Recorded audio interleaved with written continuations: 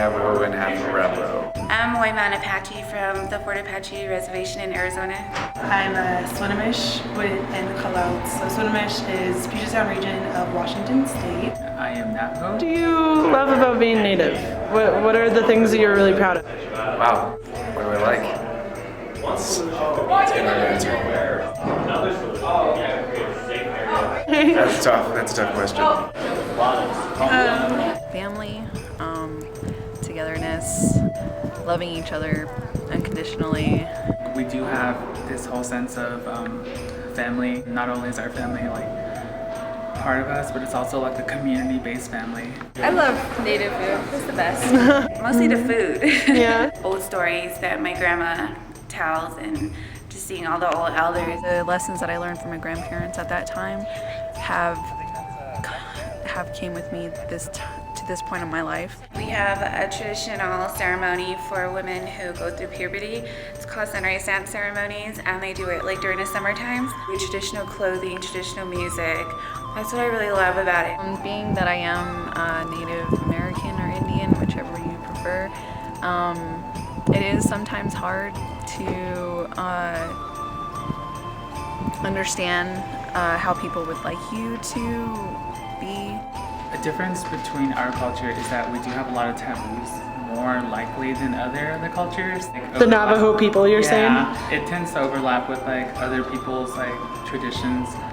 Do you ever feel other natives ask, or like acting white, or like trying to be, if you know what I mean? Yeah, and not I totally know what you mean. Yeah, annoying. Actually, it happens a lot when I go home. When I go back, everybody, mostly people who drink and do drugs and stuff, they'll like say snotty comments. I have been accused of acting white sometimes because of like going to school and everything and getting a higher education and not speaking my own language more often than not. But I do know how to speak it, but I don't speak it fluently. There's this problem like when you go off to school and like you come back and you don't really know your culture and like your traditions. There's this term called being an apple, and that's white on the inside and red on the outside. I have heard that, like, I've never really been the person who's been directed towards, but I have heard, like, you're being white. You go home and you're told to go off to get this education so that you can come out and tell your people. Say that you're not good enough, or that you're trying to be white, or that you're trying to show off. Coming down here, I definitely noticed that language is emphasized quite a bit, which is a great thing, but it kind of puts that little pressure, I guess, to whether or not like I fit in that sense. Really, it's just really annoying. They pick on me, they talk shit to me. Oh, I didn't know what. Oh, it's fine. And one time I even had my car vandalized. They just wrote like all kinds of shit all over my car because I guess I was trying to be better than them in some kind of way. I don't know. I don't see it.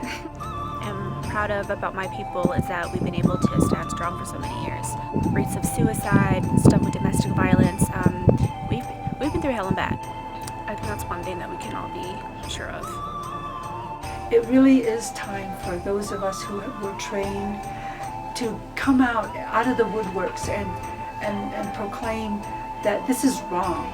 Not only we respect others, but that we expect the others to respect us. It's a two-way thing. There are people who feel that compulsion to make other people feel bad, or to make other people, to force them to see ugliness.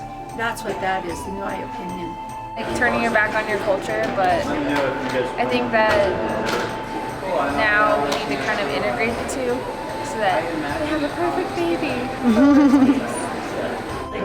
Back home, there's a huge Culture Revitalization Act where we're trying to get more people to be native speakers because there's such a loss of language and culture in general. I think everybody should be proud of their culture in some way. There's a lot of beautiful things